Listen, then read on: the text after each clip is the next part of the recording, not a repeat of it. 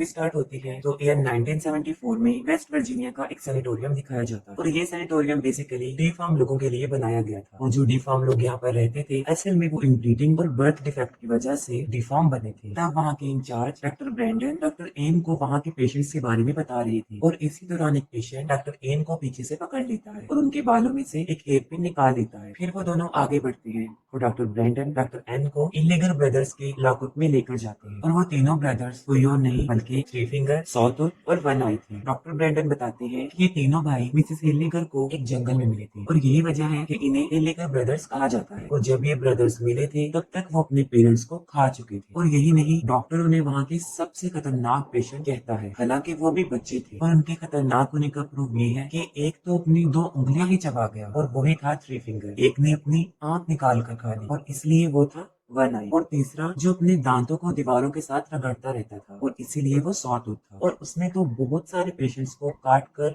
बुरी तरह जख्मी भी कर दिया था। ये सब बातें सुनकर डॉक्टर एन पूछती है कि ये तीनों इतने सारे पेन को कैसे बेयर कर लेते हैं। इस पर डॉक्टर ब्रैंडन उन्हें बताते हैं कि इनको तो तकलीफ महसूस ही नहीं होती। इसके बाद वो लोग आगे बढ़ते हैं और जिस पेशेंट ने डॉक्टर एन की पिन निकाली थी वो उस पिन के जरिए लॉक खोलने लग गया था, लेकिन वो ऐसा नहीं करता क्योंकि वो इतना इंटेलिजेंट नहीं था। और वो तीनों भाई उसे देख लेते हैं और उससे वो पिन मांगते हैं जिस पर वो पिन उनकी तरफ फेंकता है और उन ब्रदर्स में सबसे ज्यादा इंटेलिजेंट यानी थ्री फिंगर लॉक को खोल लेता है और वो चुपके से तीनों भाई बाहर आ जाते हैं और सिक्योरिटी गार्ड को मार देते हैं और फिर कंट्रोल रूम में जाकर सारी सेल्स को खोल देते हैं और इसके बाद से ही वो जगह पूरी तरह मेंटल असाइलम बन जाती है। वो तीनों डॉक्टर एन को पकड़ लेते हैं और उसे इलेक्ट्रिक शॉक्स देते हैं और तब तक ऐसा करते हैं जब तक कि उसका दिमाग पूरी तरह पक ना जाए। इसके बाद वो डॉक्टर ब्रैंडन को भी पकड़ लेती है और अपनी स्मार्टनेस शो करवाते हुए उससे भी बड़ी बेरहमी से मार देती है। और फिर 29 ईयर्स गुजर जाते हैं और 29 सालों के बाद 9 स्टूडेंट्स को दिखाया जाता है। उस वक्त वो सब स्नो को बहुत इंजॉय कर रहे होते हैं। उन्होंने अपने एक फ्रेंड कैबिन में जाना था लेकिन वो रास्ता भूल जाते हैं और एक बहुत खतरनाक तूफान में बुरी तरह फंस जाते हैं। और इसी दौरान वहाँ पर मौजूद उन्हें एक बिल्डिंग नजर आती है। वो सब लोग उस बिल्डिंग की तरफ बढ़ते हैं लेकिन उन्हें ये अंदाजा बिल्कुल नहीं होता कि वहाँ पर जाने की उन्हें कितनी भारी कीमत अदा करनी पड़ी। और वो बिल्डिंग वो भी सैनिटोरियम था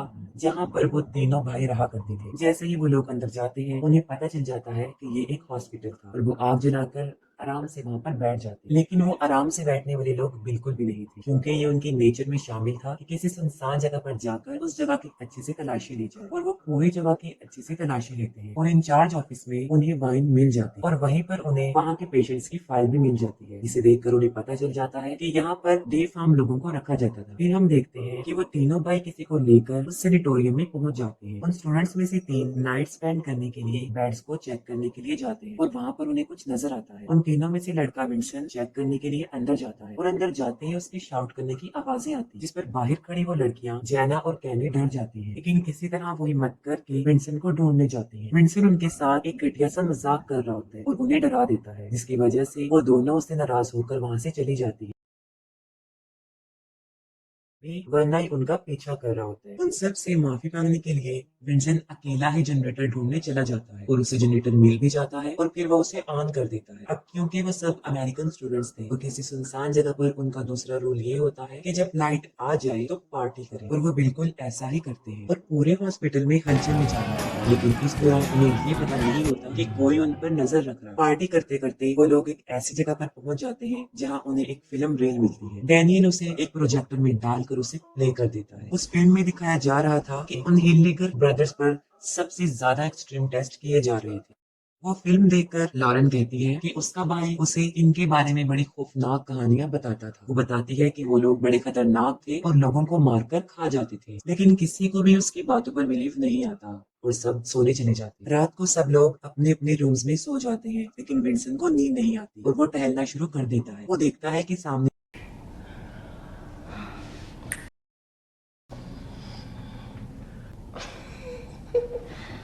कोई खड़ा हुआ था और वो उसका वही फ्रेंड वॉटर था जिसके कैबिन में उन्होंने जाना था। जब वो उसके पास जाता है तो वो देखता है कि वो मर चुका है और उसे कुछ सोचने समझने की मोहलत दिए बगैर सॉटूथ उसके सर में एक आयरन रॉड घुसाकर उसे मार देता है। जब सुबह हो जाती है तब भी तूफान रुका नहीं था और वो अभी तक वहीं पर होते हैं। वहाँ पर विंसन मिसिंग होने की वजह से जेना सबसे उसके बारे में पूछती है, लेकिन किसी ने भी उसको नहीं देखा था और इसके साथ साथ उन लोगों का सारा सामान भी गायब था। इस पर वो सोचते हैं कि शायद इस बार भी विंसन उनके साथ कोई मजाक कर रहा है और सब लोग उसे ढूंढना शुरू कर देते हैं। उनमें 4 स्टूडेंट्स बेसमेंट में जाते हैं और वहाँ पर उन्हें अजीबोगरीब किस्म का केज मिलता है जिसमें बहुत सारे औजार रखे हुए हैं।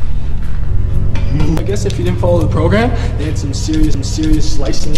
होते हैं और जब वो आगे बढ़ते हैं तो उन्हें सारे सेल्स मिल जाते हैं जिनमें पेशेंट को रखा जाता था। और जब वो आगे बढ़ती हैं तो वो देखती हैं कि वहाँ पर बहुत सारा खून लगा हुआ है जिससे वो और ज्यादा परेशान हो जाते हैं। बेसमेंट में वो सब मुख्तलिफ डायरेक्शन में चले जाते हैं और तब जाना किचन में चली जाती है जहाँ पर वो देखती है कि सॉटूथ वाटर के टुकड़े कर रहा है। तभी थ्री फिंगर वहाँ आकर सॉटूथ को ले जाता है। तब जेना भी जल्दी से वहाँ से भाग जाती है और उन सब लोगों के पास आकर उन्हें बताने की कोशिश करती है। तभी वाटर की जैकेट में कुछ उनके सामने आकर गिरता है। तब कैनिया उसे चेक करने जाती है और जैसे ही वो जैकेट को खोल कर देखती है तो वो देखती है कि इसमें वाटर का कटा हुआ सर। अभी वो सब संभले भी नहीं थे। वो तीनों भाई बालकनी से एक बाल वायर नीचे फेंक कर क्लेयर के गले में फंसाकर उसे ऊपर खींचने की कोशिश करते हैं। तब काइल उसके पांव पकड़ लेता है और वो पूरा उसके खून से भर जाता है। इतनी कोशिश के बावजूद भी वो काइल को बचा नहीं पाता तो उसका सर दर्द से अलग होकर उसके ऊपर गिर जाता है। वो सब वहाँ से भागने की कोशिश करते हैं लेकिन उनकी स्नोमोबाइल चल नहीं रही थी क्योंकि उन्होंने उनके स्पार्क प्लग निकाल दिए थे। अब उन्हें कुछ समझ नहीं आ रही थी कि क्या किया जाए। लॉरेन जो कि स्की चैंपियन थी वो डिसाइड करते हैं कि वो स्की करके हेल्प लेने जाएंगे।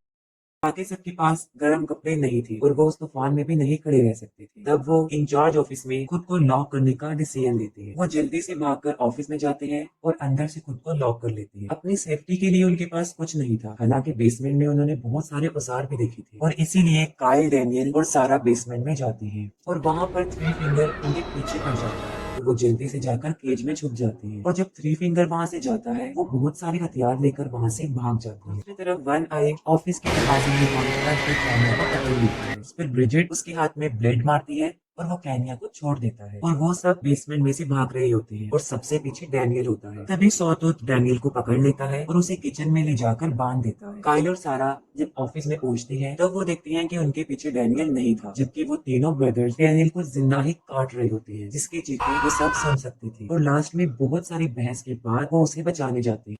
तब काइल देखता है कि वो तीनों उसकी मसल्स को काटकर तेल में फ्राई कर कर खा रहे थे और डैनियल उस टॉर्चर से बच नहीं पाता और उसे मरा हुआ देखकर वो सब डिसाइड करते हैं कि वो उन तीनों को अपने ट्रैप में फंसाएंगे। ये सोचते हुए वो उन लोगों पर अटैक कर देते हैं और उन्हें एक सेल में बंद कर देते हैं। तब काइल उन्हें जलाकर मारने का फैसला करता है लेकिन कैनिया उसे ऐसा करने से रोक देती है। वो इसलिए मना करती है क्योंकि शायद उसकी इंसानियत जाग गई थी और वो उन्हें मासूम समझ रही थी। वो काइल को उन पर पहरा देने के लिए वहाँ पर रुकने को बोलते हैं और खुद जाकर सो जाते हैं। और यहाँ बदकिस्मती से वो उसी सेल में लॉक थे जहाँ पर वो 29 साल तक लॉक रहे। और सबसे बड़ी बात ये कि जिस पिन से उन्होंने वो लॉक खोला था अभी भी वो पिन वहीं पर ही पड़ी। और जब काइल सो जाता है तब थ्री फिंगर अपनी स्मार्टनेस दिखाता है और लॉक को खोल देता है और बाहर आते ही सॉटूथ काइल को पकड़ लेता है। और जब कैनिया काइल को चेक करने आती है तब खुद ब खुद जनरेटर बंद हो जाता है और हर तरफ अंधेरा हो जाता है। और वहाँ पर वो देखती है कि ना तो वहाँ पर काइल है और ना वो तीनों सेल में है। वो वापस आकर सबको बताती है और तभी वहाँ पर कोई दरवाजे पर आ जाता है जिसका फेस कवर होता है और वो सब समझते हैं कि शायद ये थ्री फिंगर है जिसको वो बड़ी बेरहमी से मारते हैं और वो जान से मर जाता है। फिर वो उसका फेस देखने के बारे में सोचते हैं तब वो देखते हैं कि वो थ्री फिंगर नहीं था बल्कि वो काइल था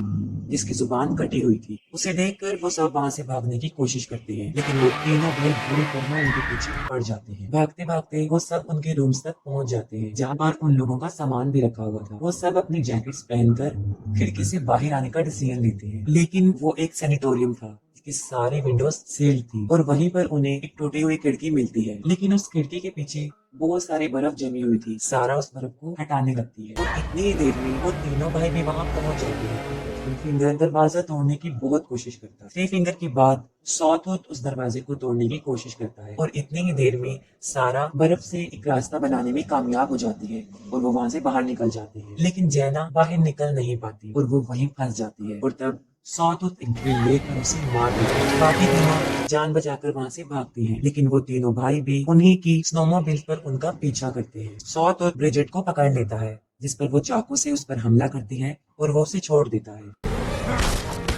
दूसरी तरफ हमें लॉरेन दिखाई जाती है जो बर्फ जमने की वजह से मर चुकी होती है। और यहाँ पर सबसे अफसोसनाक बात यह है कि मेन रोड उसके सामने ही था, जो तूफान की वजह से उसे नजर नहीं आया और वो हिम्मत हार कर वहीं बैठी रही और मर गई। अब सिर्फ केनिया और सारा ही बचते हैं और केनिया अपनी जान बचाकर भाग रही होती है और वन आई उसके पीछे पड़ा होता है। अभी वो केनिया को पकड़ने ही वाला होता है तो सारा उसे मारकर नीचे गिरा देती है और वो अपनी स्नोमोबिल्स लेकर वहाँ से चली जाती है। वो दोनों बहुत खुश होती हैं क्योंकि ये सब उन्होंने अपने प्लान के अकॉर्डिंग किया होता है। वो इतनी खुश होती हैं कि वहाँ पर लगी हुई वायर्स उन्हें नजर नहीं आती और उन दोनों का सर धड़ से अलग हो जाता है। तभी थ्री फिंगर वहाँ आता है और उनके सर उठाकर ले जाता है और उनकी बॉडी वहीं पर ही पड़ी रहती है और इसके साथ ये मूवी एंड हो जाती है।